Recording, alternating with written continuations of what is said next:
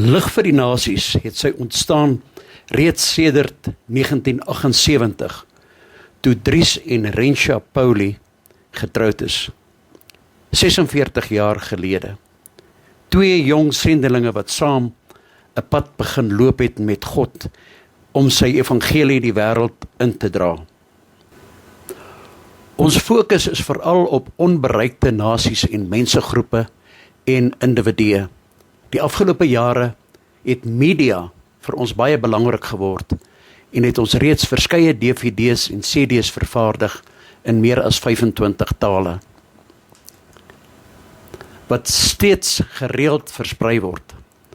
Bybels is vir ons 'n baie belangrike middel in ons werk en ons het reeds 12.300 Franse Bybels in Rusland gedruk en verskeep na 'n gebied wat allerweë beskou word as onbereik.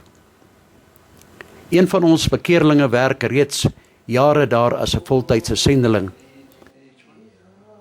En hy is ook vir die afgelope paar jaar besig met Bybelvertaling in 'n span van mense van daardie eiland. Straatwerk evangelisasie word gereeld gedoen onder verskeie nasies en bevolkingsgroepe in Suid-Afrika.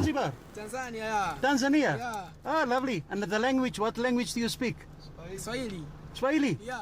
Okay, I've got a DVD here in Swahili. Okay. Right.